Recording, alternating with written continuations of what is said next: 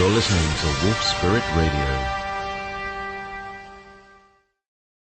We're able to start our show. Good afternoon, Jessica. How are you, my dear?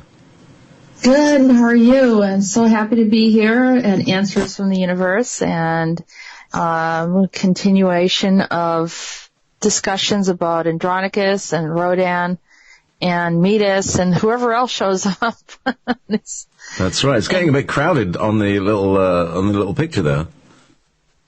It is. It is. Oh, I think we're starting to narrow down, some of these characters, and a little at a time. They're all kind of playing out whatever their role was, and how that have been interacting with what's going on in our planet. I mean, I can't help but think that they're connecting with us, and they're trying to figure out things as we are. So. And at some point, we're all intersecting. So I wonder sometimes whether this whole thing was planned at all, or whether it was just a kind of accident that kind of bumbled, rumbled, jumbled all together. Yeah.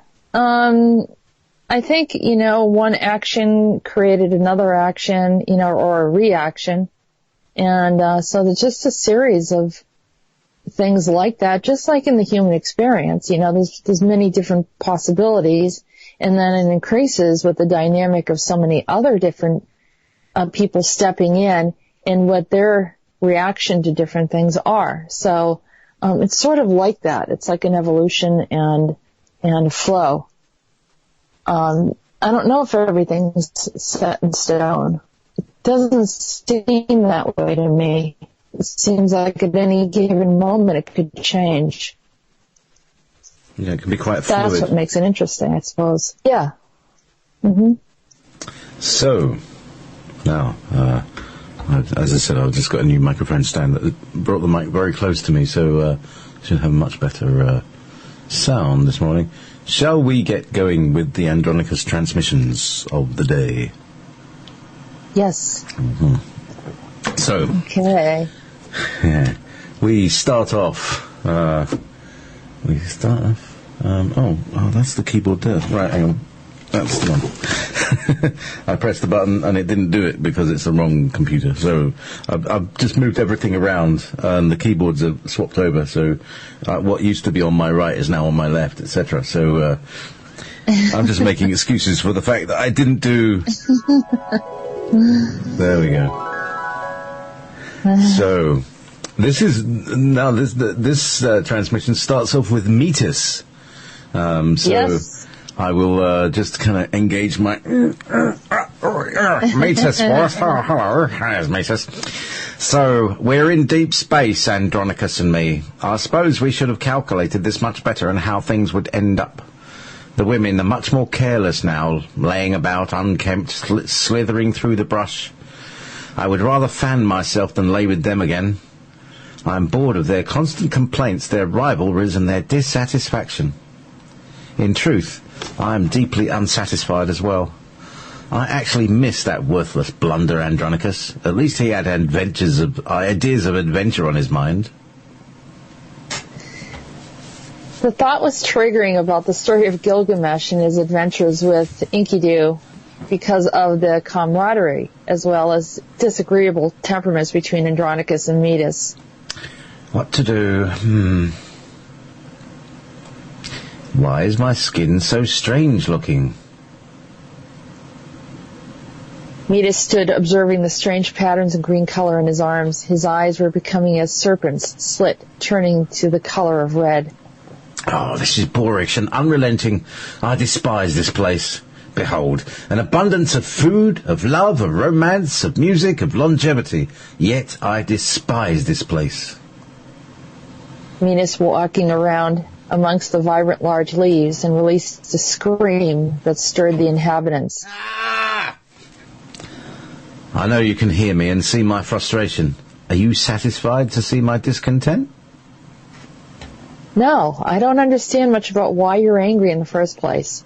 I can't conceive of the place where you now reside. It seems mundane to me and purposeless. It is very purposeless and without fulfillment. I long for fulfillment. A taste of satisfaction, a burning in my heart of anger, and a restlessness to find a place to relax, but nothing feels comfortable to me. I feel like my senses in my skin are so heightened I feel sharpness in the softest cushion. I am ailing inside. It was my hatred and rage that drove me here. Learn, Suma. Learn what lessons I share with you and tell others. Too much of anything is futile. I'm sorry for any heartache or cruelty I had bestowed upon you. Clearly, none of this was your fault. You were just passing through, as I was. I now see the one I despise as the only one left to help me now, and that is you. My friend Primus, does he await a better life as well? He also may have felt my sharpness in his feet, the heaviness on his shoulders and bellowing of critical conflict that abounds around him. Tell him they were all echoes from my planet. I was nearer to him in dimension than to you. I see his countrymen. They are solid and devoted to their Earth. I hear them and try to communicate. Please forgive me, so I can move from this barren, forsaken place. I'm learning so much. I hope to move on to another planet, where I'll be in the contrary balance to the state where I'm currently in. Tell Primus, we were once friends. We both sipped from the same mug. I met him once in a strange place where they drank dark brew in dim lighting. My hand was shaking and we spoke briefly. He will remember. I felt at the time as if my life force was escaping me. I'm dwelling in an odd place now. Are you saying you visited our planet and actually met Prometheus or JP in London or around that area? Yes. My clothing was blue, my skin was white, and my hair was brown and long. I had a strong chin and sharp features like a human of that region, so I would blend in. My language was altered to communicate with the local humans. There was a woman who touched me and expected me to go with her, but I was not interested because her thoughts were too base, lower thinking and without a spark of unity in her. Much of the room was base, with the exception of Primus, who seemed to remember a bit of who he once was. Can you hear me? JP? Yeah. It's breaking up. Am I breaking up? I don't know if I'm breaking up on the stream. Oh, yeah, there we go. Yeah, I can see. Let's take that one off and rejoin this one. Close that. Open this. Okay. We might be over that burst. Am I clear again now? Yes. Okay, so I'll start from the top of that paragraph. My clothing was blue. Yes, my clothing was blue. My skin was white and my hair was brown and long. I had a strong chin and sharp features like a human of that region, so I would blend in. My language was altered to communicate with the local humans. There was a woman who touched me and expected me to go with her, but I was not interested because her thoughts were too base, lower thinking and without a spark of unity in her.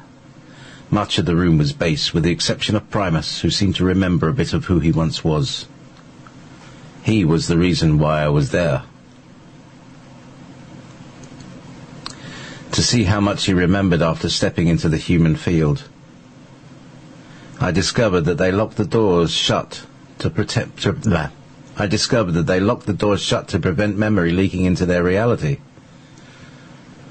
I have a great deal of disagreement with this system. I wanted to stay, but I could not maintain the frequency. The green plant we call Nucho Ratsuman is a hearty plant with thick succulent leaves, allow us to sustain life and increase our awareness. It also allowed me to find other connectors who would allow us to see what becomes of us in various timelines or dimensions. It's hard for us to explain this to you. Connector is a name that he called familiar souls who he interacted with early on in time. He would venture into the future, find where they went. He called them connectors because the souls helped him feel safe going into a strange dimension or future existence, or at least someone was familiar, even if they didn't fully remember who they were and how they knew each other. like a psychic stepping stone. Am I what? Yeah. Were you involved in making crop circles? Never. I wouldn't be so absurd as to allow others to know I was entering their field. This causes disruptions to the habitants. It was others who might have seen me there and tried to notify the guardsmen that we entered their field uninvited. We do this often. The guardsmen mostly see our vibration and replicate it in their frequency. Sometimes their frequency is so bold that it leaves an imprint. Most of the time the guardsmen display the method or motion of our visitation in the energy field. If we are not careful, they will announce our time signature, race and number. You may interpret it as merely numbers or patterns. I care very little about who gains from this information I am telling you now. I don't play by their rules. I am not an origin of your time, space or sector. We are beyond your scope of guidelines and have no accountability to any other than the Vegas in your district. You seem to be much more kind than I thought you would be. I made a great error in the beginning and see that I could have avoided much had I communicated sooner. Somehow you know me, or an aspect of me, through Andronicus. We are as twins severed from one another from conception. I want you to know I'm truly sorry about what happened to you, Primus and Andronicus, and regret that my doings had caused you hardship and sorrows. I realize that none of you understand what I am referring to. My mission was to find where we all meet. Ergo, the name Metis. Of course, this is not my real name. My real name is Argonon, or some know me as Andronigan. We have true Andromedan names. Someday I will be rejoined with my twin. I hope he understands also why I did some of the things that I did. Donegal. Is that why I kept on hearing Donegan? Donegal? I don't know. I must seek it out and know more about our I must seek it out and know more about our overlapping experiences. The White Pyramid was yours. We took it from you, and that is why you floated like a seed from place to place. We took it from your planet. It was a gift for humans, but we needed it to transport us out. We came there as a group a while back. No one remembers. We made them all forget. You remember. Someday you will share what happens. What happened? I then saw the link about a forgotten civilization on Facebook about Elysium, and there were the White Pyramids. Oh, yes, the White Pyramids of Elysium, the original 12 races and all this stuff. Yes, yes. Anyway. Saw that today after I interesting. What White Pyramid? Was it the one in the Himalayas? It was one just like it. I didn't think anyone would miss it. Where did it come from in the first place, and how was it mine? It was a pyramid from an ancient civilization not remembered by humans that helped keep the planet in balance. Rhodan sent it to you. When the civilization was removed, many of the structures remained to keep the natural balance. We took only one from the planet, and that one was left to help you. You were a child of the sun. We must return it back to you soon to help return the planet back to its proper balance. All have been affected by it. Can you see me now? My skin is beginning to clear and turning back to white again. My body is not so full of the plant's nectar. I am returning back to my former state, being much more tolerant and understanding than ever before. I am now beginning to understand after so many light years of journeying. Instead of wanting to be with the group, I am feeling like I want to be alone, to observe and feel free, to think more about what Rhodan showed me on Satar. I want to know what he knows. Everything thus far that he has told me was true. I'm not sure why I didn't believe him at the time. It seemed too outlandish. Very well, I would say to his delivery of sarcasm and insult. I know I was deserving of his demeaning commentary, yet I needed to see it for myself. I now have other ideas and have requested to move forward on my journey to Tartarus to return back to my balance. He said my eyes will begin to recover soon. It is my consciousness that allows me to change my skin and appearance back to normal. I don't think I will ever be as I began. I think I want another chance, but can never live back in the time of my experience past again. I'm leaving you now. You will feel like a burden has lifted and a greater obstruction is released. Fare thee well, my pretty.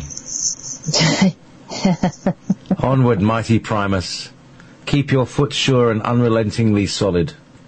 Much good awaits you both. It is you, my friends, who have helped me find the error of my ways, and so on and so forth, blah, blah, blah. Rhodan, I know, I'm leaving. A spark then exploded and he was gone. I didn't feel any different, nor did I believe that he was leaving. I guess we were entangled with him until Rhodan untangles us. And that's the end. And that's the end. Hang on, let's just come back to the present moment. Using the magic time machine. Yes. Audio effect time machine. Wow. Yeah. So Metis is all sorry. He's all contrite and I'm very sorry to be such a twat. And it's very, very interesting. Let me tell you, this last couple of days, I was walking Nicky's dog a couple of days ago, and he's a husky, and he's running he's pulling, he's pretty what's the word, undisciplined. Anyway, so he's schlepping me all over the place. And when I go home, I've got a terrible pain in my right foot. It's like I've twisted one of those tiny little muscles or little tendons inside my foot. And so it's really funny when he talks about my right foot, because he was bang on. I've had a problem with my right foot. Yeah, I mean, everything that he was saying just made sense. And I'm like, it's almost like in The Wizard of Oz, and when he said my pretty, and I started laughing, and he knew what I knew what he was saying. It was that whole thing of he was like the Wicked Witch in the West, because he was all green.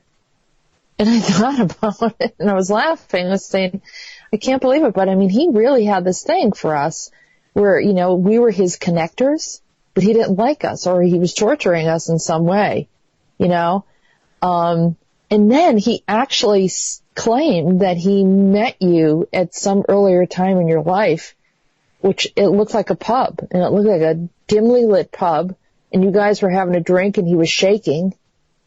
And I think you drank from the same cup or same mug or something. That's what he was telling me. So he was trying to stir up your memory, and I don't know if any of that rings a bell to you. It might be too faint, but... Oh, interesting, because, I mean, to be honest, I didn't frequent pubs very much, except when I played there with my band.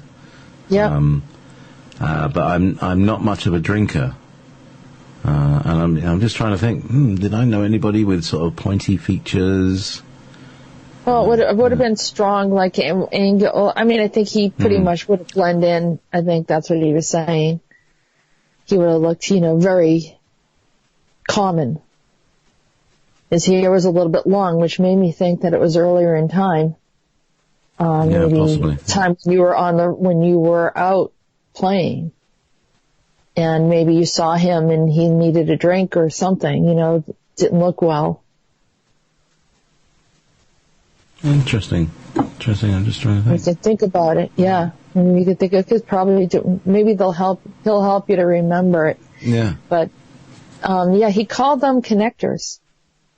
Connectors. So anyone that he had an experience with earlier on in history, and this is how these time travelers work. And this is why certain people get selected. So if a person gets selected by an ET, and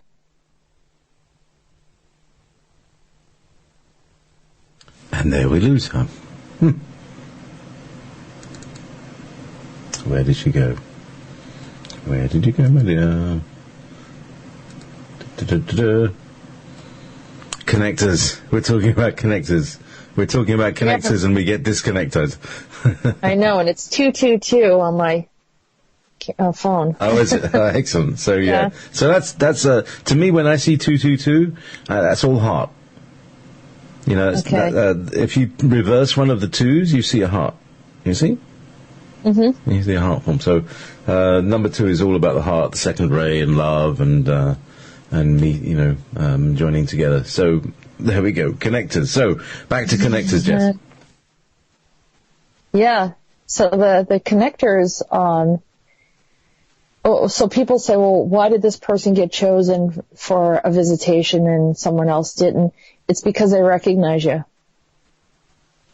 It's not like, just a regular human a random human that was there. I think that they recognize you, and they're the ones that help them step into the space. It's because there's a familiarity and there's a bond.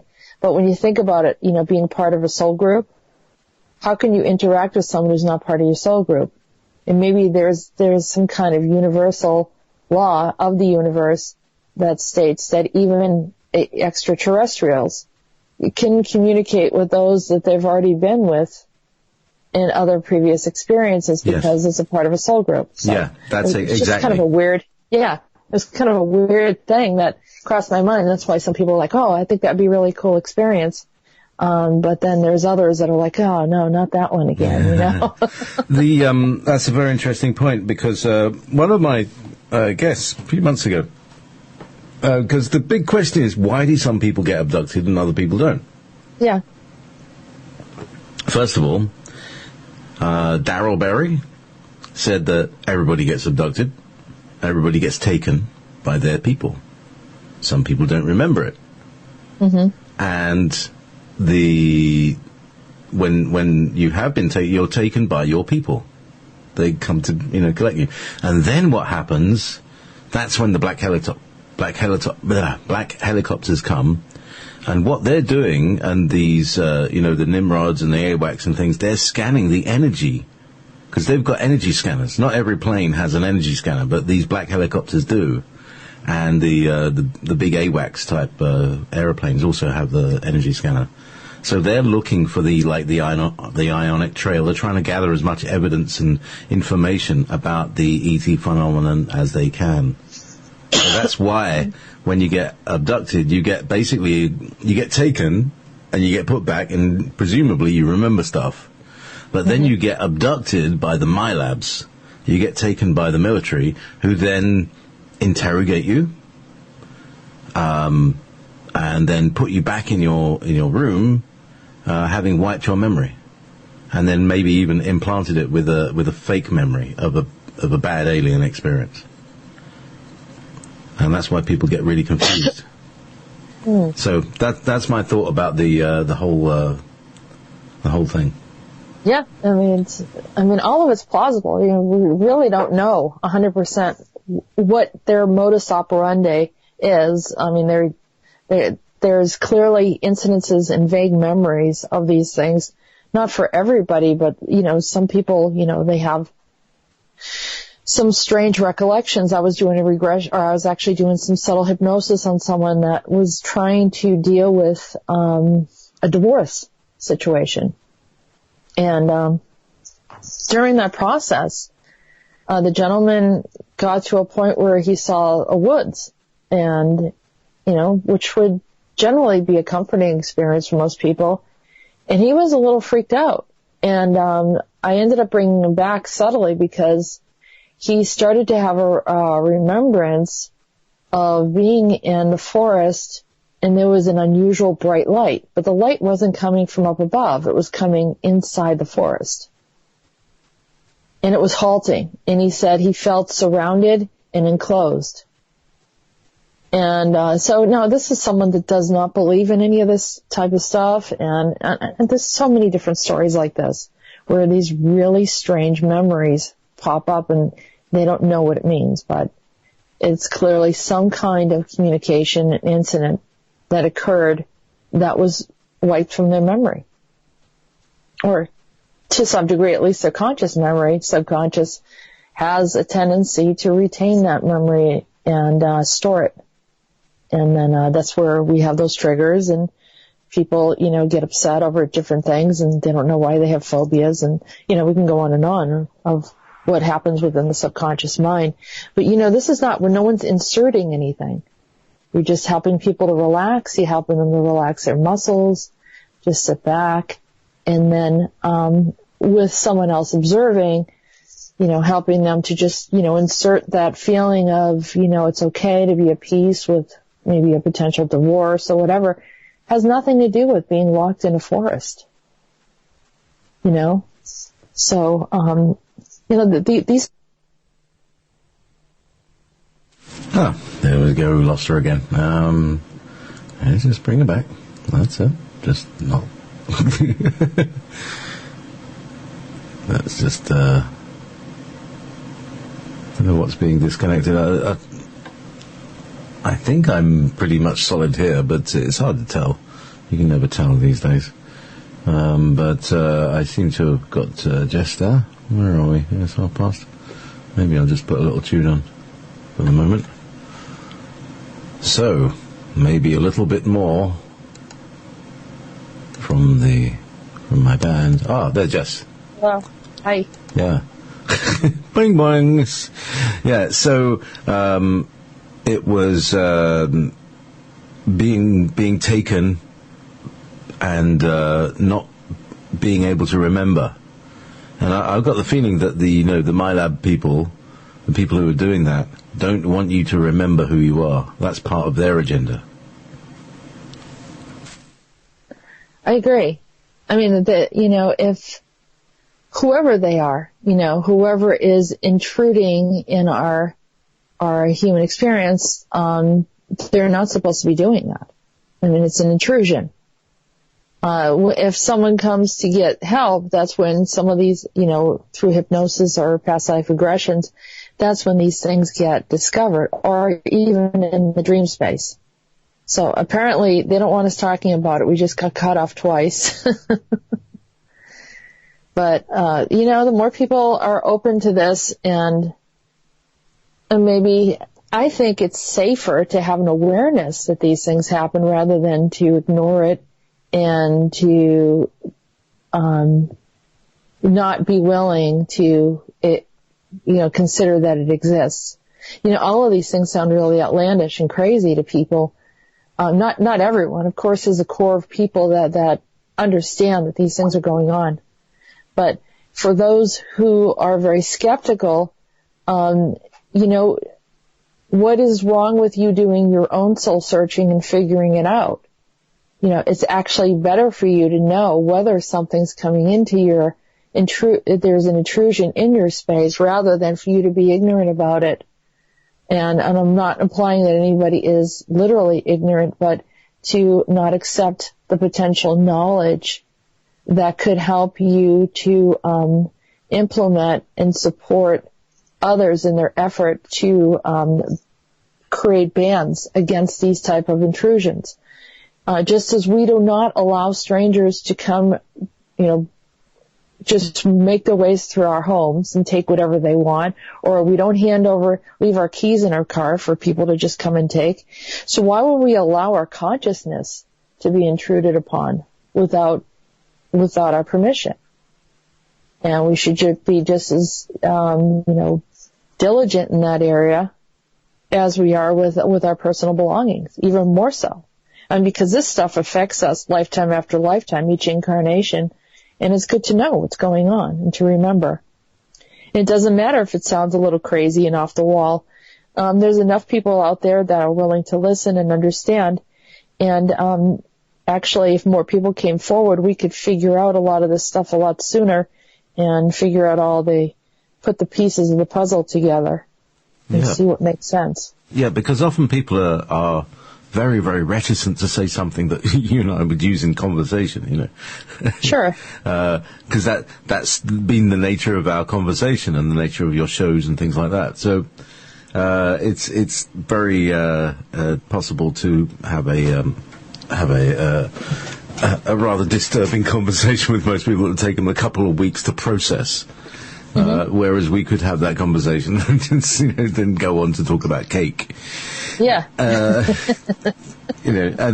when I say we, probably most of the people in Wolf Spirit Radio, as well, we could, who could relate to that. So, anyway, meanwhile, hang on, where's my back meanwhile? At the ranch. There's my meanwhile sound. Do you want to take a break? Oops. There we go. And review the Rhodan transmission. I just want to do a quick read through. Yes. And then send it forward to you. Can we just talk briefly about the Elysium thing? Now, I was a little thrown off because Midas claims that he took a white pyramid, and the white pyramid was there, and here I stumbled on that whole Elysium thing. So I really feel like when you're looking for the answers, they just show up. Well, it was really interesting that, that popped up on my feed, and I read that, and I thought, wow, this has got a lot to do with, it's actually got a lot to do with what we've been talking about, and also what Wolf Babies have been talking about. Yeah, no, and I don't know that woman. Do you know who it is that wrote that? No. So do you want to talk about it a bit? Yeah, I think I want to just scan through the article quickly because there were some other things that they were saying that I was like, yes, that's correct. That's what I know. I mean, there was a lot of parallels to my understanding, and I've never read anything about that before. So, and maybe it's an old article. I don't know. I have no idea. But we'll find out. Try to put, like I said, we're putting the pieces together as much as we can, and even with Rhodan, you're going to hear some names familiar from history that he kind of ties together. So, and a bit about Andronicus too. So maybe you can go to music. Okay, let's put some. Take a break. Okay, so here's some more Steel Badge. This is our version of Midnight Hour. Welcome back. That was Steel Badge with a little rough start. It's a bit hard to take off, a rough takeoff, but once it was in the air, it was all right. With the Midnight Hour from Otis Redding. Anyhow, Jess is currently checking all her typos and making sure that everything makes sense on the next piece of communication. So it's been quite an interesting thing. So, let's have a quick look back at what he was talking about. I mean, he was saying that, I met him. I met him sometime in a pub, Yes, in a dark place. Do you get sounds, or do you just get pictures? Do you get other senses when you see these things? Because, like you said, you could picture it happening. I could picture it, but I didn't like. I felt dark. It felt like it was maybe lit by a candle or some kind of very dim lighting. He talked about this dark beverage that he was drinking, so I'm thinking it sort of looked like a Guinness to me, or a deeper. It was funny you were saying, you said the dark drink, and I thought, oh, Guinness, yeah. So maybe an Irish pub somewhere. I felt like you were, saw him there, and you're like, hey, friend, you need something to drink. You just, like, he didn't look well. Maybe he looked pale. Maybe he was shaking. Maybe you thought he was on something. And he looked into your eyes, and you two sat and talked briefly, and then, but he was there to observe you. Can you picture what I was wearing? Blue. He said he was wearing blue. I'm asking him to show me. It kind of almost looked like a multicolored, some kind of tunic thing. I mean, is he talking about this lifetime? Yeah, I think he's talking about this lifetime. Well, I mean, again, likely, possibly, I would have been in a place where there was where I would be dressed like that because it'd be performing. I'd have a bright shirt on or something like that. Yeah, interesting. I'm being drawn to think about Camden, which would be a place where you'd see. Yeah, I think he's pretty fixated on us. He's fixated on us, and primarily because he remembers us, and also, caused problems for us. Which is the challenge of dealing with these ETs, because they're here often because they're either avoiding or dealing with something, a struggle, and they're usually unhappy. That's why they're here. Otherwise, they'd be off in their happy little place. Mm-hmm. So, or searching for something in particular, trying to erase or remove or change or alter. So, it's kind of an interesting experience and an encounter, but on the same token, maybe there's some residual effects, which you and I had talked about. And also, when he started talking about his feet hurting and everything, and his skin being hypersensitive, and then I couldn't help but remember you were talking about how you would walk and all your feet, the bottom of your feet would hurt. Exactly. Yeah. And that's what it felt like, was hypersensitivity. And the hypersensitivity thing, that's another thing that has come through, that I kind of realized more, that I can feel much more than I'm conscious that I'm feeling, if you see what I mean. And I think it's true for everybody, that we zone everything out because everything is just too overwhelming to experience all at the same time. Which is why when we take LSD, these things come down and everything is kind of overwhelming again, but it's cool and pretty. And unless you're in a non-positive space, a place of fear, when it becomes what they call a bad trip. Mm-hmm. So there's the LSD I don't know experience. about any of that, but yeah. Take it from me, love. I heard that, if you take it more than 7 times in your life, you're altered permanently. And I thought, I think I've taken it about 7 times. It's just on the edge. How much can I play with this stuff without, tearing my brain to pieces? And, I've met quite a few people who have taken an awful lot, like some every day through several months or something like that. And they have a certain intensity, a bit like, people who've taken a lot of cocaine. People who've taken a lot of cocaine are really intense, Yes. Please, would you remove yourself from out of my face and under my skin? Thank you. Thank you very much. No, I've never taken it, and other people have asked me if I've taken anything because of my weird images and, my psychic ability and everything. So they're thinking that, she's a bit out there, she's seeing things or whatever. And there's no mental illness. I've never been, in any type of, issue or medical issue in drugs. I've avoided drugs because I always felt like it's weird enough as it is. I have no idea what would happen if I took drugs on top of it. It's about frequency, really. That when you take a drug, the drug forces a note. It forces a frequency. It's like an overwhelming frequency that your body has nothing it can resist with, because it's like this note is so much louder. So like somebody with a little transistor radio and someone with a massive PA system.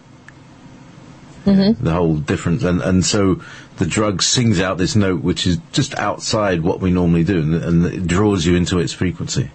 But you're able to tune from one frequency to another. You're like a virtuoso musician on the sort of mental and psychic levels. It's being able to play in any key. You understand? Yeah. And so they've really kept me away from drugs. And even I don't even drink much. But the visions that I have are pretty vibrant, and sometimes I hear, sometimes I see, sometimes I feel. And it seems like it goes beyond the scope of the earth too. I can go out far at times, and well, that's how Andronicus found you. Yeah. Wandering around the realms somewhere. Yeah, looking for someone that can hear him. And interesting, we do have some more information coming in from Rhodan about him. But, I just found the Elysium article, Judith Kusel, Kusel. Yes, I was wondering who she was. I have no idea what date she wrote this in. Nice Jewish girl, probably. Yeah, and they're talking about the children of the sun god. Yes. They also talk about the record keepers, which is what do. I do Akashic record readings, and tap into those the records. let's see, the divine cosmic records, the universal records, which they mention. I'm just kind of scanning through this because I don't want to read it all out loud, but if someone wants to read the whole article, they could. Talking about dimensions using frequencies to materialize and dematerialize, and then the crystal pyramids, which I've seen crystal pyramids in my soul memory. And they're talking about a white flame. Let's see if there's something else in here that I thought. Elysium, of course, is the movie, but this seems like a civilization that's on the earth as opposed to up in the air like in the movie. And of course, they have priestesses, and I know that I had that role in Atlantis, but this looks like it preceded Atlantis. Oh yeah, this is long, long, long ago. And what's interesting is that we also did a journey a long time ago, and we found a white pyramid in our journey. All right, this is my woodman. I need to talk to him a bit. Hang on. Okay, well, let me just continue talking. The 12 master galaxies are discussed in this article. The creation of this planet is a subsequent first settlement. And let's see, those when they're talking about Elysium, their DNA strands, they talk about they had their own codes encoded in their DNA strands, but also in their cell structures as well as mind, emotional, and soul bodies. Talking about, at that time, they were indeed the children of the sun god, for the central sun of the solar system is a living entity on its own, as is Mother Gaia. And through this central sun, they were connected to all other galaxies, constellations, and the divine energy source. And I've talked to people about the sun god. I've been, the people of the sun, the children of the sun, the children of the sun. I've heard that over and over again. And I have seen Shiva within the sun. There's a space, a dimensional space within the sun. And there's a civilization and there's palaces, and it's just magnificent. And have seen that there are clearly a civilization that lived and existed in that space, very likely were brought down into planet Earth, and maybe some other planets as well, which it sounds like if there were 12 civilizations. So at that time, they were indeed the children of the sun god. This is what the article says about Elysium, for the central sun of the solar system, and they had access to the divine energy source. However, then infiltration happened, just like we're talking about with Midas. An infiltration happened. Calamity struck as the wars of heaven spilled over in the universe and the solar system. So I thought that was quite an interesting article. I didn't read it in its entirety. It sounded like it was a harmonious place, and it sounded like when it was intruded upon, that was Midas. So he came in and then, of course, took one of the pyramids. Maybe other things were taken as well. But doesn't that seem to happen throughout our history? Really thinking about that journey that we took when we met the Baal creature and the pyramid and the alien influence. Do you remember there was this mysterious alien influence? Well, maybe we should explain to the people that we did a regression one day. Jessica being, yes. I said to regress me, see what happens. So we found ourselves very, very, very long ago. What was it? I got something like 52,000 years, which is it was like the great cycle. There's these 26,000 year half cycles, and it was like the big cycle of that, the second octave down. And it was a point such as today when the pyramids were turning off. Now the pyramids are today being turned on. So it was like that last cycle, and the pyramids go on and off on a cyclical level, depending on where we are in the universe. Well, I mean, where we are in the galactic plane, whether we're above in the north, and then we're attuned to magnetic north, and everything's north and masculine, and as we cross over, we go down into the south, which is feminine, and we get we get certain pyramids. So what I'm getting the picture of is that when we're in the north, some pyramids turn on, and there's a certain grid running, and a certain frequency that's running, and when we're in the south, other pyramids turn on. Perhaps sometimes some of them coincide, but other pyramids turn on, and so in the feminine zone, different parts of the world will probably become more significant than did it in the past era when it was more masculine. And perhaps at the moment we're in a place where both are on. Where one is currently on and is dying down, and there's another one that's coming up. What do you think of that? Yeah. There's definitely something like that happening. I think we went back to try to reset something that happened early on in the civilization, and the thing that Mita said is that one of the pyramids, he's going to return it. I don't know how he's going to return it. I don't know if it's dimensionally returning it, but I haven't seen any changes, or I haven't felt any changes as of yet. So maybe whether he actually does something or not, I'm not sure. But I think the indication of him changing his skin color meant that he was raising his consciousness back and turning less into the lizard. We always talk about going into the lizard mind, where we kind of become a little depraved. Yeah, it's regressive. That's where he was. Yeah, it's what Alex Collier calls the regressives. And it took me a long time to figure out exactly what he meant by a regressive race. But here's my take on it, is that in evolution, you go through the human phase. So no matter what creature you start out as, a squirrel, a spider, a mantoid, a chameleon, eventually you evolve into a humanoid form. And you become looking like the human, like you actually, you're sort of the Nordic type, blonde hair, blue eyes. That's the kind of the evolution of humanity.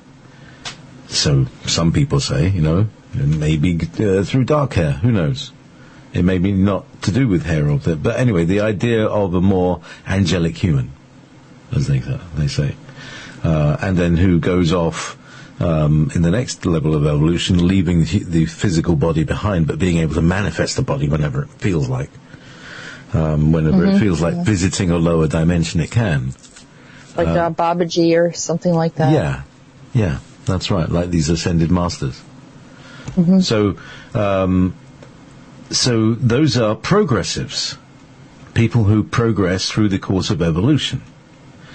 And you progress through the course of evolution by the process of harmlessness, by figuring out that the less you interfere, and this is Andronicus is a story of what you do what happens when you interfere. You discover that the less you interfere, the more you can evolve. The more you're less attached to the world, because the world is. You're not trying to change the world according to your desire or intent, that you're just allowing the world to be as it is, which then allows you in turn to be as you are, which is, a more evolved human. So it's this weird word that is sort of like the word allow, but it's not exactly. It's more spiritually dynamic than that. If you see what I mean. So like the way you would, the attitude you have with a seed, if you put a seed in the ground and you give it enough water, that it will sprout and become a little plant. That. That's how it works. So there's a word for allowing something to happen in that particular way. Well, have you read the Rhodan transmission yet? Nope. Okay. So, interesting. You're going to find it interesting. is that what I just funny. said then? You bring up the conversation, and that's what he covers, some of it. All right. Okay. Well, there you go. That shows you being in tune. And that's what it's all about. That's what it's all about. It's being in tune. Mm-hmm. That's funny. I was sitting there looking at my guitar pedal, and which is the thing that makes all these amazing guitar sounds, and I was thinking it's just gathering dust, poor little thing, just standing there. I need to give it a go one day, put it through a big amplifier. Anyway, shall we go to Rhodan 6? Yes. You see, all things have a happy ending or something to that effect. Metis dared to challenge the human race with his many conniving and contriving efforts of unbridled indulgences. He is worse than Andronicus, and I had to allow him to pour all his wickedness into one vial and allow it to overflow. He used the word allow twice in that sentence. Yeah. Sorry, back in character. Oh, such a waste of my time. Hear me now. I have a lot more to consider than petty power requests in opposition to my lovely humans. You, of course, are my prized treasures, so much more reasonable and balanced than your cousins the Andromedans. They are never satisfied. You humans, you're quite content at times and seem to enjoy one another in a loving way. It is true that there are similar attitudes, and many of you have sipped from Metis's cup of wrath. Indulgences and ingratitude of existence. Yet, it is typically for a season. Metis was relentless. I have not lifted his name Metis yet, and I will allow him to fall to the lower state of fetus if he continues to interfere with your society, as well as a number of other societies his influence has leaked through within the solar system. The rotten floating heads on Aldebaran is a perfect example. They too have not learned to discontinue their intrusion onto other civilizations, particularly the ones who are in a formative expansion. I would have them obliterated had it not been better to see that all they had done was futile. This, I admit, was done for my own gratification. After all, it was initially done as a rebellion against me. Women, I think not.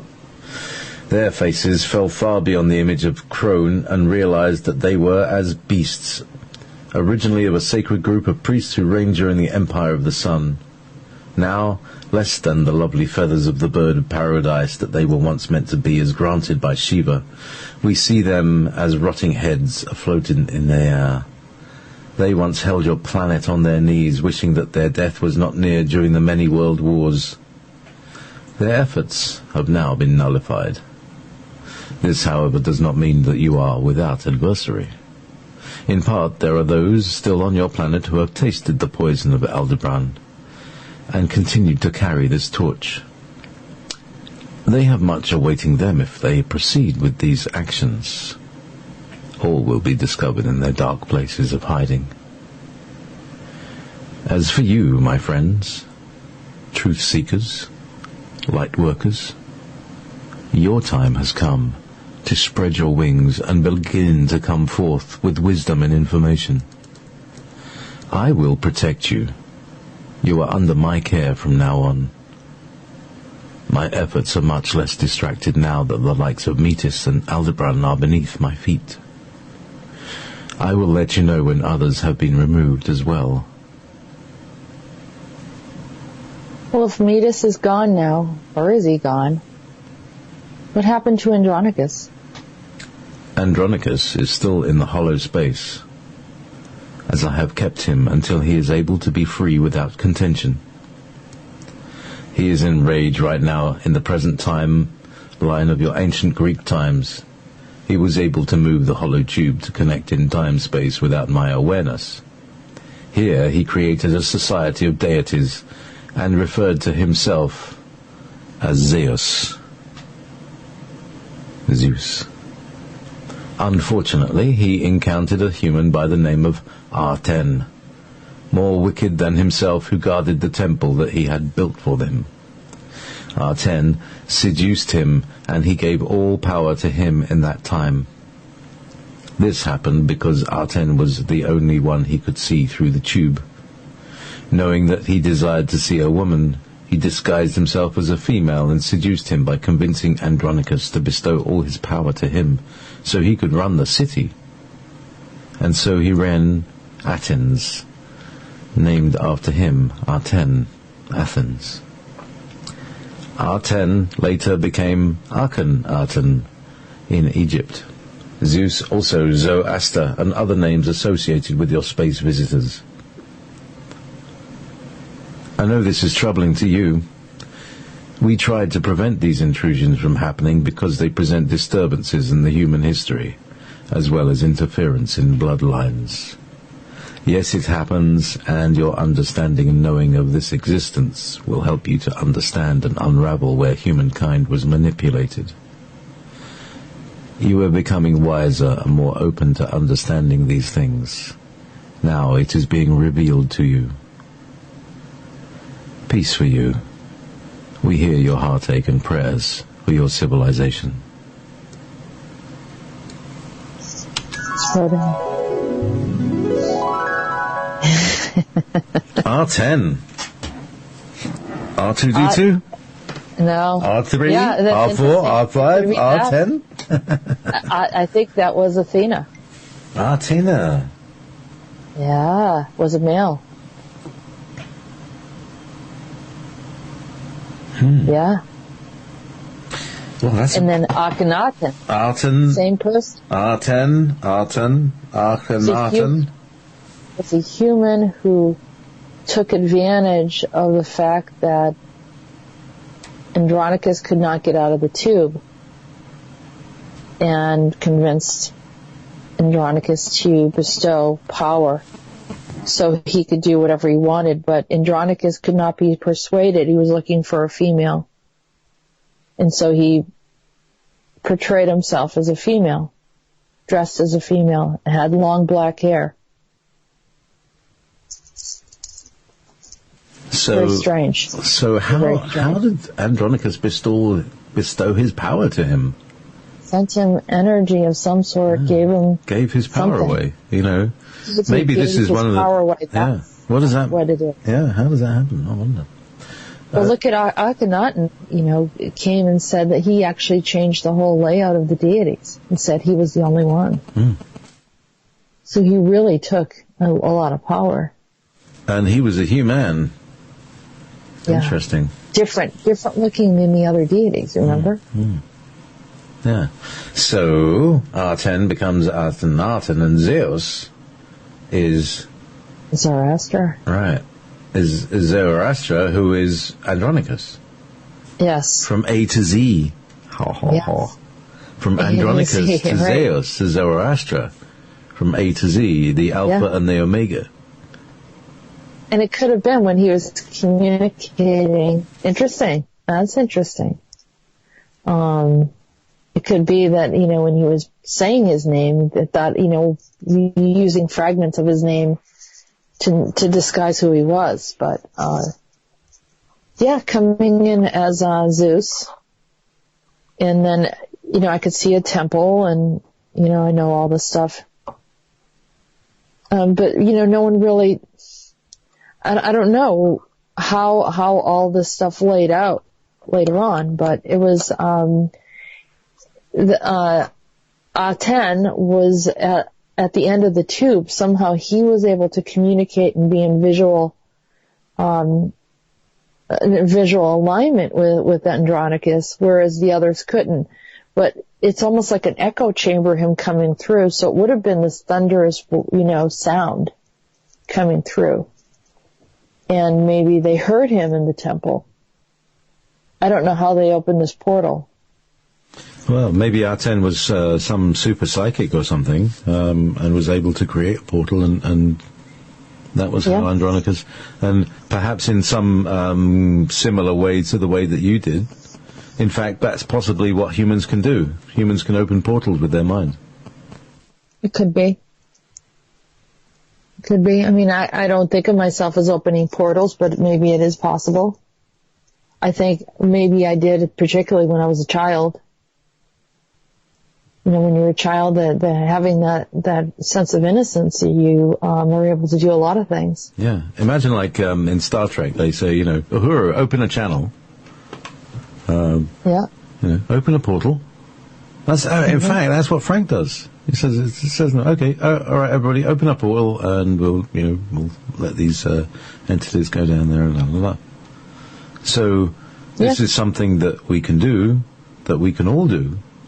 You're kind of ahead of the game in that way, and showing us how to do it. Yeah. Yeah.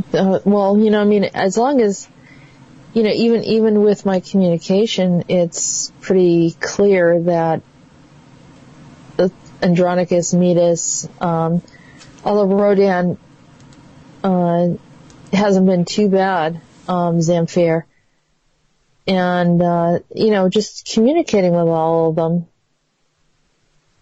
Sometimes I think you open up to other stuff that's problematic, like with Metis. Clearly, he caused some problems, and I know where he caused problems in my personal life. And he actually admits it. And he admits causing problems with you as well, because he was, you know, we were his connectors, as he called it. But not just to cause problems, but just because he was in a troubled state. And so when you are opening up these portals, you have to consider, what are you bringing in? You know, it's like dabbling with the Ouija board. Yeah, you can open something up, but are you sure you really know what you're going to get? Oh, probably not. Well, it's a gamble. Yeah. Well, look, I've really, you know, this has really sort of piqued my curiosity. Now, I wonder who that was. Should we take another little break? Sure. This is our version of whipping post. Which is how Metis has, you know, Metis has meted out his punishment on us for the crimes that we didn't commit. And you know, here's the thing, you know, I've always been one of these things. This has been one of the things, you know, I didn't do that. And it seems that, you know, I didn't actually. I was right. I didn't do that. You're right. It was, yeah. You don't know how it happened. Yeah, why it happened. And I wonder if Metis was this influence in when we did that regression. Maybe we'll talk about the whole story of that and how that might fit in. Oh, because he made himself look like a mantid, right? Yeah, perhaps that. So let's tie Metis to the whipping post, shall we? Steel badge. Steel badge. My old band with Stu Evans. He loved doing that squeal at the end. I can't even do that. I can't even get there at all. You know. So. But that's very Metis. That's what Metis did. The squeal. Yes. Yelled out. All right. So it was a squeal like that, was it? Mm-hmm. Wow. So there we go. Tied to the whipping post. Maybe Metis influenced that one. You know, it really feels like we're approaching a really strong nexus point. All of these, this conversation tonight has brought together so many threads from different parts of our lives. I'm going to really have to think deeply about this potential meeting that I might have had with him. That's a very interesting thought. So, this whole thing is just really strange. And when he started going on, then he knew you, and it's almost like I could see you in a room, and he's sitting there, and he's kind of shaking, and he's wearing, I don't know if it was jeans. He said he was wearing blue, maybe a blue shirt and jeans or something, and seated in like a wooden chair, or maybe there was a table, some dim lighting. And, you two were just talking. It was very strange. Interesting. I mean, I've lived a life that's full. I've travelled each and every byway, but more. Yeah. Who knows? I'm going to have to sort of scan back over my 50 years and just kind of just look through that and see where that leads me. Very interesting, but white pyramids. So we were going to talk about this journey that we took because I'm referring to it to you, and you know what I'm talking about, but I do. Our audience don't. I can't remember if it was right at the beginning when you first started it, or if it was even the first one that we did. No, it was the second one, I think. I've always been interested in past lives and regressions and things like that. So when I discovered that you did regressions, I said, "Oh, do me." Mm-hmm. and so we the first one was like this. I mean, both of them were like science fiction films, several science fiction films, all wrapped into one. A whole series of them, and it was a kind of cross between a Doctor Who. There was a kind of geeky bit where there was. This is the first one that we did. Where I am stepping into this place where I'm wearing a dinner suit and I couldn't figure out why, and it was a very emotional moment, and there was a lot of grief involved because this character that I find myself in, which wasn't even a past life of mine. It was like past life in a parallel dimension. But this guy was in such distress that it pulled me right across the dimensions. And here's the thing, that's something that you did with Andronicus right at the beginning. His distress enabled him to stretch furthest out that he could possibly find, and he found you somewhere in the depths of the realms. Mm-hmm. So, and it's funny because Andronicus was in stress, but so was Metis. I think Metis came to a crossroad, within this week, and they told me a lot of it was going to end this week. As far as my personal struggles that I've had with different things. And they said it was going to end this week, and then I had no idea that, really that the root cause of a lot of these problems was Metis being in our field, influencing our field. And so, I don't take that stuff lightly. I understand that it's coming from a source of influence. And not only that I feel like he was influencing my life and your life to some degree that was negative, but he claimed that he did it to Andronicus as well. But overall, it seems like he had a major influence potentially during the 60s, the 70s, the 80s, the 90s. Maybe he's had through music, through other influences. Remember, it was like the Jim Morrison thing of I'm the Lizard King, I think there was some others that I was kind of, Axl Rose. Axl Rose sings Welcome to the Jungle. And I was like, I'm sitting there listening, and I never really listened to that band. I'm trying to think of the name of the band right now. Guns N' Roses, thank you. I don't typically listen to that, but it happened beyond, and I'm just listening, and all of a sudden the lyrics just was so vivid to me, and I said, oh, okay, Metis. Right? What do you know what I mean? Yeah. You can clearly see his influence. And I thought it was really Borkum that was doing a lot of this stuff, but there's been many hands that have come in, messed around with our stuff, and then took off, and then, we're here to clean up the mess, try to figure it out. I mean, look at the things that happened in the 60s. People started, they got a hold of the psychedelics and, things got out of control. People died. People died from drug overdoses. They're still dying from drug overdoses. I mean, a lot of the stuff was unnecessary, right? The influence of music, which was a positive thing. The influence of, Broaden Your Awakening was the positive aspect of it. And, remembering our soul connection to the stars. that was very positive. Midas brought in the music, which kind of was reminiscent of something else that helped us to open up and recall and remember things. But he also might have introduced some of the psychedelic stuff too. I'm not quite sure, but I know that he was almost, and when he was the Lizard King, he was inebriated to some level, through these plants. So I don't know really how it all rolls out, but I do feel on a universal level he had an influence on us, whereas the Aldebarans were more military minded.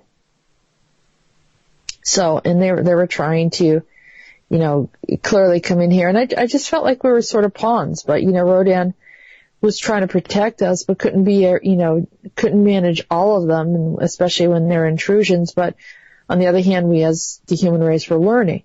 So, to segue back to our original conversation, JP, when you talked about this regression where you were stepping into other lifetimes and even alternate spaces that you don't recall or you can't really validate historically, but it's very clear and precise in your mind how it transpired. Doesn't mean that it didn't happen. It just might not have happened on this dimension. Or it could have been one of the many possibilities. Maybe we have these parallels of these existences where that happened, with this, that time traveling story that we talked about where you were a time traveler. But also the one going back to early what we thought was Atlantis, where you believe it was Elysium. So I'm going to segue it back to you. Well, yeah. You can tell the story. So that was the first one was this, I was not a time traveler. I was receiving the Golden Boat of Ra award, and that took us a while to decode. What's the Golden Boat of Ra? And then we discovered that the Boat of Ra was another name for what they call the Einstein-Rosen Bridge or the wormhole. So roughly translated, our protagonist here was a time travel, was a dimensional traveler, a wormhole researcher. There's a good thing. There's a better way of putting it, a wormhole researcher, and he discovered how to make wormholes. But he didn't discover how to, he figured out how to switch the thing on, but he didn't know how to steer it. And it was just the thing without, just the engine without the rudder, if you like. And his son was involved, and not involved. He was young, and he wandered into it. Somehow managed to turn it on, and lose himself. And so anyway, that was the first adventure that we went on. And it started out as like, I just thought, could we, just go back to my childhood or something. Anyway, so we tried another one, and the second one we did, we did the, go down in the lift, and I opened, sort of the doors opened of this elevator. There's the model that you use. The doors open. The intensely bright light. Like a very bright day. Very sunny day, lovely. It was just a perfect, lovely temperature. And there I was standing in front of this. Well, not in front, but some distance away. But it was still very large, and I could see it in front of us. And it was a huge white pyramid on a kind of white causeway, white sort of. It was like a kind of. A campus, imagine a campus. You got buildings, and there was this, people can walk across these enormous white marble. It's like walking on white marble. It was really clean and beautiful. What we might call possibly futuristic, because it was that, clean in that way that we see it. Because there's no litter in the future, is there? In these secret places. Anyway, so meanwhile, we're looking at this pyramid, and it's quite. There's not many people around, and so we go along to this thing, and somehow we make our way inside it to discover in the big master chamber there is something going on, and. it seems that at that point the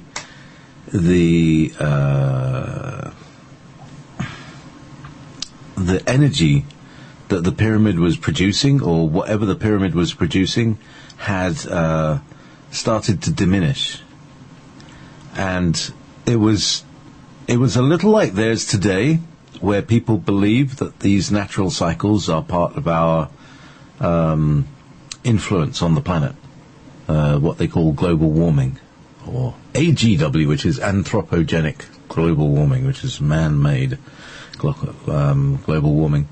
That it's something to do with us, and it's not like our fault because we're driving around in these vehicles. So there was a sort of similar kind of belief system, that it was things that we were doing. I mean, I think, there are people probably that, walk around the Middle East and things like that say this, stuff as, misguided as this. But essentially they thought that it was what people were doing. So they thought, let's do something to change it. Let's try and make it better. I know. Let's give it energy. Where do we get energy from? I know. People have got energy. There's a good idea. What can we do with people? Well, if we kill them, the moment of death, a bit of energy slips out, quite a lot, and we can use that. Good idea. Let's set that up. So somehow that sort of thought came along, and it was really, they were trying to help. They were trying to do a good thing. And they thought, here's the other bit, and this is, this has been part of my weird quest this last year, is to separate these bits out, to be able to focus on these parts.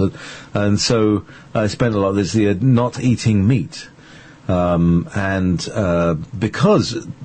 what this regression was telling us is that when we were watching this, it was the people who ate meat on a general level. They're sort of carnivores and vegetarians in this group of people who are coming together to live together to be in this civilization.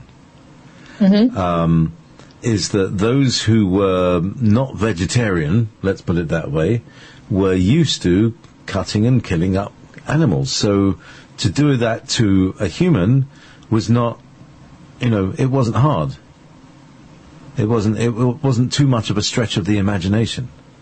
Whereas to the vegans and the vegetarians, it was horrifying, but they were presumably outnumbered by the carnivorous type, who thought it would be okay to just kind of slice somebody up while they were still alive.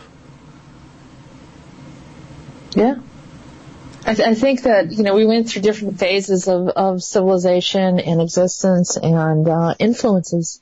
I think that different, depending on, our knowledge of how to cultivate the earth, where we were in consciousness, where we were in the whole process of fight or flight. So yeah, there's a varying degrees. You go from these really high knowledgeable civilizations going down to the time periods where the people just completely forgot what to do. It's like, Yeah, they regressed. And they became the regressives. And they stayed regressed. And they liked it that way. They don't want to move on. They think they're evolved enough. They think they're not ready to go, or they think that they're perfect in the way that they are, and that it's possible to just remain unevolved, sort of don't evolve anymore, but because they think that they're evolved enough. And you hear people talking about this. Oh, I've done enough work, I've done this in my life, that's enough, I'm fine where I am. Sometimes I hear myself saying that, and I think, stop being so regressive, JP. But that's my internal conversation. And by the way, has your internal conversation Have you noticed it? Have you noticed that your internal conversation is like a conversation? Like, this is like you're not just talking to yourself. You're like, oh really? Do you really think that? That's really? And where do you think that from? Really. And it's like, welcome to my world, JP. That's yours, is it? All right. Well, I know what my inner thoughts are. I'm very well aware of it. I'm like, wow, I really don't like that. Well, and then it gets into a little bit more loftier, conversation. And here again, I have, someone will come through, and before you know it, I'm having this conversation with Zamfir, or I'm having a conversation with Rhodan. And, and then they'll say something and then they'll move on. You know what I mean? So it's like, all right, I'm glad I'm able to, write it down so people can actually look at some of the stuff that I'm hearing and say, well, this is quite interesting, and that sort of makes sense. And I have those aha moments where I'm just listening to it and saying, oh, that totally makes sense. I wouldn't have ever thought of that. And just like that whole, the Aten thing. And I was like, I thought Athena was a female. Well, isn't that interesting? Yes, because here's the thing. We write things down and then we forget how we pronounce them. And then we try to pronounce them as we've written them down. And the whole thing about Middle Eastern languages and the letters TH are never pronounced th. It's more like t. Yeah. And so when you have like what we read as Athena, it's Athena. Yeah. Which is like, oh, that sounds like Aten, yeah. Prometheus is Prometheus, or Primasteus. Yeah. And that's how he sees it, Prometheus. So that's the original way that I'm writing it phonetically. Yeah. As I hear it. So I'm just like, the information's coming through, and I'm just writing exactly what I'm hearing. And so in order for me to have it reread, and in the same sense of the way it was told to me, then I have to do it phonetically. But, it was also that name for the vegetable or the plant that Midas was eating, and he gave us a name for that. I'm going to open that up again. Yeah, do you remember what the name of that Hang on, I'm just looking it up now. It's very interesting, isn't it? Yeah.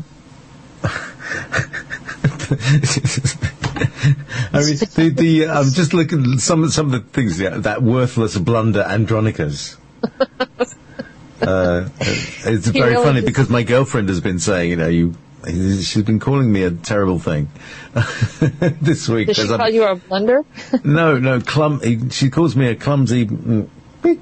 Because I've been knocking things over with my rucksack, like turn around and do the classic, the thing with the guy was with the long ladder. And you distract him and you say, what? And, swings the ladder around and bang people hit. Yeah. I can see that in you, JP. Sorry. Yeah, we all have our stuff. There we go. Nuchor Ratsuman. That's the name of the plant. Nuchor Ratsuman. Yeah, Nuchor Ratsuman. Very, very strange. And I was like, oh, it was like he just threw in this word that was, typically he's talking to me and communicating with me. And the other thing about Midas is I suspect that he's spent much or numerous hours of time on our planet. I just don't feel that he's disconnected. Not only has he been here, but has had a lot of influence. So here we are attributing them to the reptilians, but maybe in part it's the lizard energy, or remember we had the Sleetarian earlier, which were completely genetically lizard beings, right? And those were the ones that were way, way, way back in a historical time before everything else. I mean, really, really at the formative state of what we know in our universe. But what we're seeing here with Midas is he's actually transforming himself according to his consciousness, which makes me think that the humans, we're actually evolving or devolving, or our genetics are being altered according to our consciousness in different times. Like, during the caveman times, we had the protruding foreheads and maybe walked a little slouched over. I mean, I don't know. Like you said, it's just something to think about. So where are we going? All right. So the plant. It sounds Indian. I mean, it sounds like something on an Indian restaurant menu. Nucho Ratsuman. Or, actually Indonesian. They have sounds like Ratsuman in I'm going by food, but basically, I like to eat my way around the world or just to get the flavors of the world because, but, that sounds very Indian restaurant-y. Yes, I'll have a plate of that in a curry. I mean, it could be something like an okra, which is a very health-giving plant, and is kind of green and succulent on the inside and stuff like that, or an aloe vera or something like that. Yep, absolutely. And they seem to be the Andromedans seem to like those kind of plants. They seem to be very, very satisfied and happy with them. When I spoke to Alex Collier about the food on Andromeda and the food that they eat, was it Alex or was it Tolek? It might be Tolek, actually. He told me this story, but anyway, so they gave him some of the food that they eat, and which is like this pill, which is like 100 meals in one pill, ding. He didn't respond very well. Let me just say, it's like imagine being able to taste 100 meals all at once. It's a bit overwhelming. He did what Neo does, in the Matrix. But how other beings eat is definitely different from the way we do, because there's something about the way we've been depleted. It's like we've been given one half of the poison that we have to take the antidote constantly to. One of those little traps that bad people do. They give you one half of a poison, and if you don't keep taking the antidote to it, you'll die. So that's how you're held ransom, and that's they do that a lot around here. And that's something that it does seem like their food is very nourishing. It felt like it looks very jungle-like. The leaves were probably, in comparison, I would have to know exactly what their size and scale is compared to ours, because you can't tell unless they're next to us. But when I saw them on this planet, this tri-star planet, I think it was in the Herculean star area, and he said that, I could see the plants were probably about, in our scale, maybe about 3 feet wide or 4 feet wide. I'd say more like 3 feet wide or so. So then you have this, very just jungle, like, very green and all different colors of green. And then when it came out on his skin, it was variations of color, almost spotted like a snake would be, or a lizard. So, it was kind of weird to look at. And then his eyes began to, have that, the slit in the eye, the way a reptile animal would look. And then the eyes began to look red. Like the iris of the eyes began to look red. So it's very, very strange. He had a very, very strange look to him after a while. I did see him, he had long, at one point when he showed me one of his human expressions, he had, his hair was parted on the side, but it was all one length, right around his shoulder, and parted on the side and kind of like combed over, wavy, brown hair and kind of a, I don't know if it was a round or a square shaped face. I just couldn't tell because the hair was kind of over one eye. What sort of period hairstyle would that be? You know, like it's definitely 70s, 60s, 70s. Definitely. But, you know, there was a little bit of a revival of that, you know, during, think about like Kurt Cobain and you know, the bands that came out of, you know, the west coast of, the U.S. Yeah. The grunge bands. I mean, it's sort of, you know, it's been in and out, so it's really hard to fully trace what he looked like. I mean, he didn't look like any particular star or anyone that I recognized. That was just one of the images that he showed me how he looked. And, you know, they all kind of show up, and they all kind of vary, too, and I don't know if they slightly transform a little bit and change and alter, or they're just showing themselves in a particular form and then don't want to show me exactly what they look like. I haven't quite figured that out. Or maybe they're not in our form at all, but they have to portray themselves in a human form. So, you know, we are not put off, so there's a familiarity about them. It's really hard to tell. Interesting. Vanessa has just suggested that you should regress me to the time that I met Metis in the bar. Oh, that's a good idea. Yeah, maybe we should do that sometime. I think that's a good idea. Maybe not on air, just in case things get a bit strange, because you know you never know what comes up, and you know it might involve people that you know, and it might not be a good thing to do on the air. But, yeah, it's like going to Las Vegas. You know, you never know. Yeah, that's right. What happens in Vegas stays in Vegas.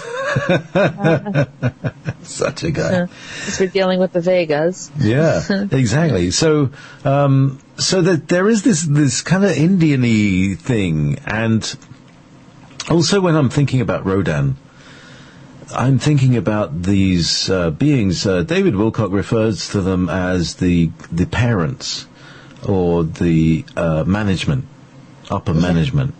And I believe... Or the guardsmen. They called them the guardsmen. The guardsmen, yeah. Or the planetary guardians, you know, and all of that. And it does seem to be something to do with what Rhodan's talking about. Like what he is and who he is. You know, he's like... he answers to the Vegas. So, you know, is Rhodan an Andromedan? Where do we get? I mean, he seems to be. He's a Vega. He's a Vega. He's a Vegan, right? He's a son. One of the sons of Shiva. I was told he was one of the sons. So was Zamfir. There is another one I haven't talked about, and I met him once. He goes by the name of Khalib, and I saw him on the pinnacle of a very high place. He brought me there. And I looked around, which was sort of reminiscent of what Jesus talked about, but I didn't feel that. And it's funny because he had that very pointed beard, you know, kind of the Anton LaVey kind of pointed beard, mustache, very Arabic looking. And I've seen him multiple times, but have very little communication with him. It does not try to influence me in any way. It did not suggest anything, but I saw that it was a very lofty place. It was very, very beautiful. He showed me. I met that one called Khalib. So there's let's see, who else would be one that I would call a son. And they seem to have these abilities. Like Zamfir has this magical ability and is tremendous in illusion, whereas I see Rhodan as more of a mature, like Zamfir is immature. You know, he kind of doesn't want any responsibility and just does whatever he wants. And Rhodan has a problem with that, but it's his brother, so he's, you know, kind of frustrated with him. But Rhodan seems to be more of the caretaker and the one that is monitoring what's going through our planet and what's going on in the universe. And, has used these kind of atmospheres that pull out truth, and also deals with some of the other civilizations. So there are others, He literally is Big Brother, though. He's definitely Big Brother. Big Brother. I mean, everything you just said that's what Big Brother is. He watches over everybody. He is actually more of a benign he seems more benign than the ultra controlling Big Brother. He's not micromanaging. He's not micromanaging. He really doesn't care about it. What he's looking at is there's already like an unseen system that's in place, that has been in place, that helps us to safely, exist and to go through these experiences without, just dying easily, or keep the planet in a place where, we have gravity, we have all these other things that are holding us in place. I feel like Rhodan has a sense of all that kind of stuff, the bigger pictures of things, although he will narrow in if he sees that there's something that's not right that's going on, and seems to be more interested in the intruders. Now, these are the other beings that are not necessarily supposed to be part of the human experience, but are stepping in. And it's okay if they, Andromedans essentially were allowed to step in through the timelines to observe and to see things, and maybe were intended to be used to assist. But I think, as they kind of started getting into their indulgences, then they started to influence in a way that they were not originally intended to do. And you can see, the evolution of Andronicus, where he, in the beginning, is working very, very close in concert with the Vegas, and then kind of stepped away. And the same thing with the Aldebarans. They were originally, kind of had their purpose and their role, and they were supporting different things. As well were the Titans, who also had a role. And they've kind of slipped in the background. I don't know where they're at, other than Borkum. And I haven't heard much about Borkum from the past couple weeks. But just trying to stay on track with what we were talking about. Well, here's another thing, is the talking heads he was talking about is, I don't know if you've heard anything of Rebecca Jernigan's material, but one of the experiences that she has is a field of conscious heads. Oh, yes. And it was just bizarre that comes up in it. Yeah. Yeah, they seem to be like floating or like on like this. I didn't bring this up, and I didn't write it down, because this is, like I said, I'm constantly getting information. Right. Okay, yeah, so talk about that. The Aldebaran, we call them females. I think originally they were priests. They're priests like Gupta. And they sort of evolved and had a feminine air about them. I don't know, maybe they did evolve into females. I have no idea. But all I know is that, what Rhodan says, I just write it down. But I think they didn't want, there was an interaction between them and the Titans. The Titans had very few females. They had their queens. And maybe the Aldebaran women were their queens. And so there was that connection to the females, and you're merging these two societies.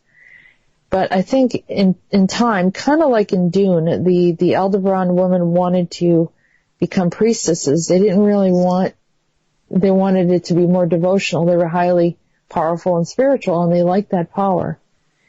And my idea is that they eventually didn't want to have a physical body, because that it showed their sexuality.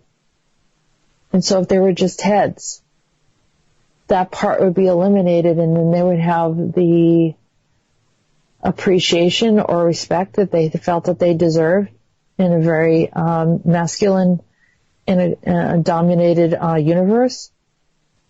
And I think that's how they dealt with it.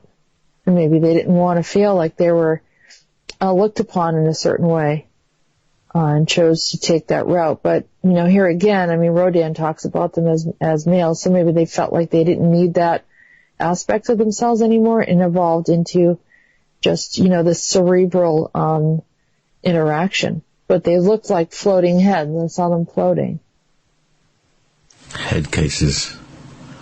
Head cases. The talking heads. Yeah, talking heads. Yeah. Another part that we haven't talked about, I don't know, maybe we should talk about what Rebecca said, because I never heard of her story either. Well, in her interaction with her spirit guides, who have taken her to various places, they show her various things. They took her once to the basement of the Vatican, and she shared that with me, and then somehow I ended up there as well and did something with something, and who knows what has happened. I don't know. But one of the other things that she was shown were these heads that they were sort of kind of sleeping, sort of, but if you kind of disturbed them, they would open their eyes. Mm-hmm. And they would have some kind of I think it was like a scream. They would scream at you in some way. Or something, so that was and so you don't want to disturb these things, kind of thing. And that was the feeling that I was getting when you were talking about the Aldebaran Queens. So the Aldebaran Queens are these, and then I was also thinking about the Borg Queen, who is a little head that kind of has a little machine, and it kind of drops it into this robot body. Do you remember, did you ever see, which one was it? It was one of the Star Trek films when we first meet the Borg Queen.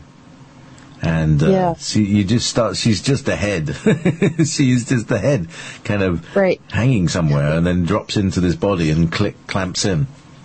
Well, that's that cyborg stuff that's starting to become popular, and even within the politics of, I think there was someone was showing me yesterday, I can't remember his name, but, it's that whole idea of we're going into full robotics, so all we need is just the consciousness or just the head. And I think, there were some other movies that have come out where they just, have a head only left, which is the intelligence, and the rest is artificial.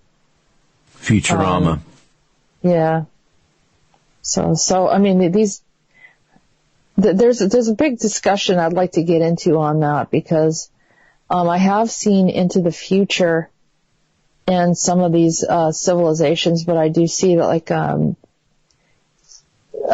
getting into these trying to live forever in those conditions, could be a living hell. And I don't know why they're trying to glamorize it, but it is not, it is being trapped in your own, it's not the same. There's an aspect of your soul that's deleted when you try to do these things. And so it's really not worth it. If we don't get into fear and we allow the universe to take care of it, we will incarnate again, and we will have other experiences, even though people say, this is my last time here, Think about that, because it's really not horrible. It's really not that bad.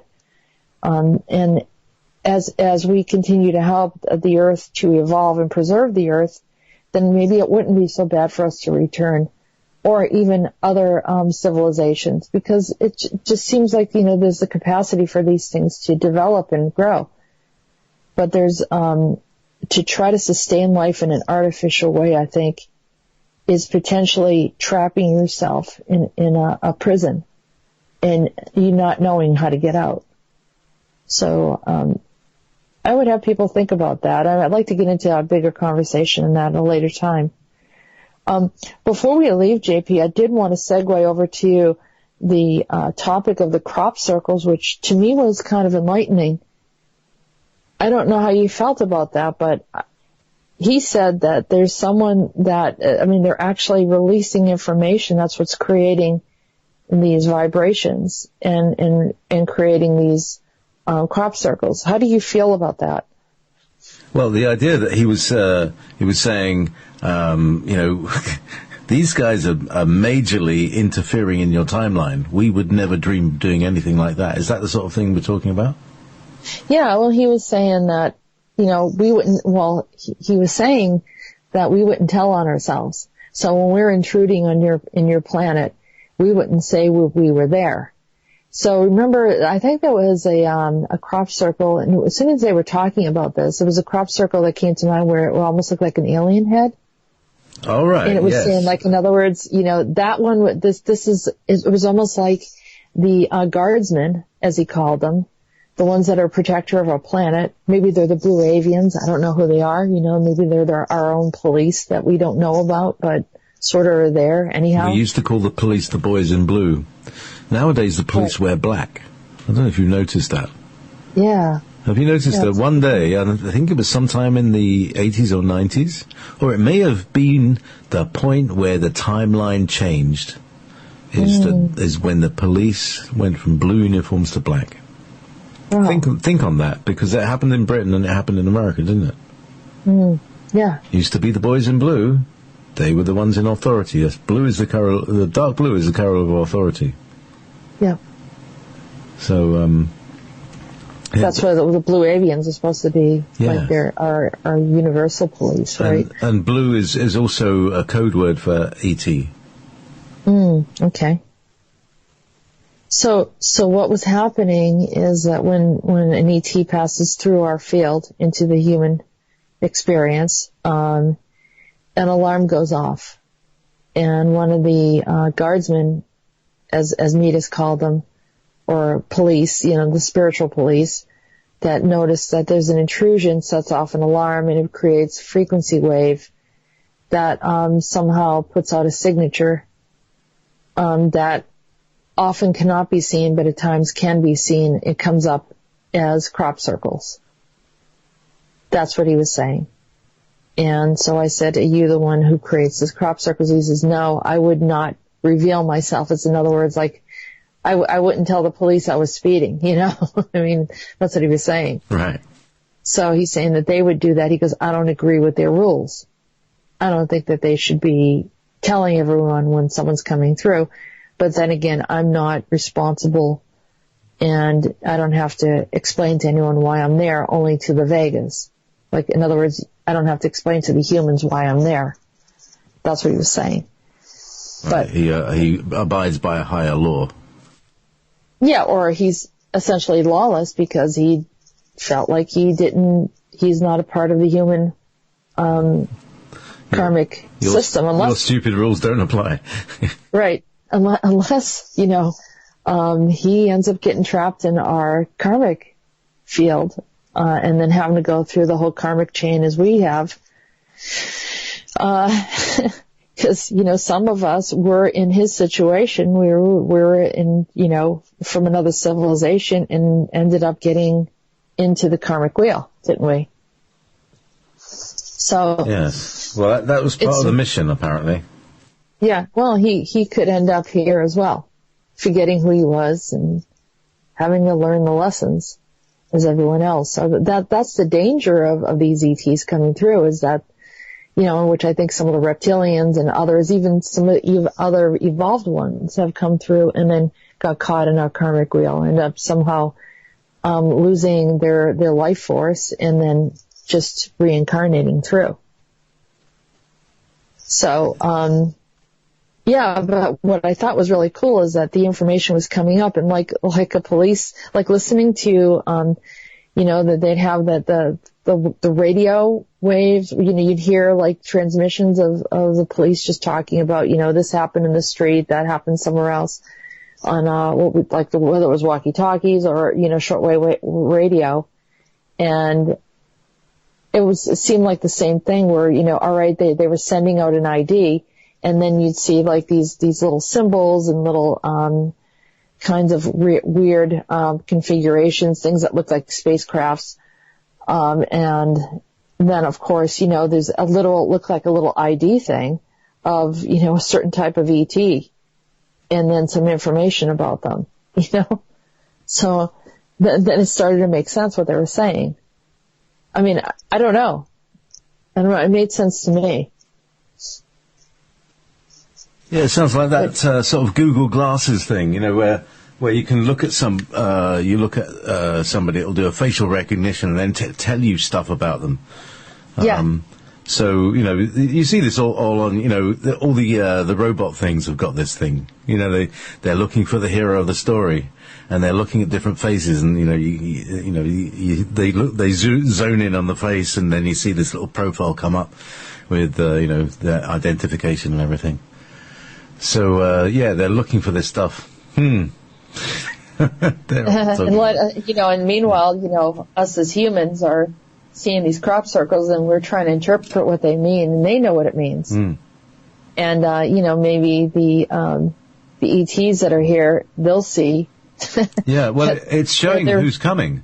Yeah. He's saying and that's exactly what Alex Collier said. That's the same thing. He says Alex Collier said they're signatures of ET races.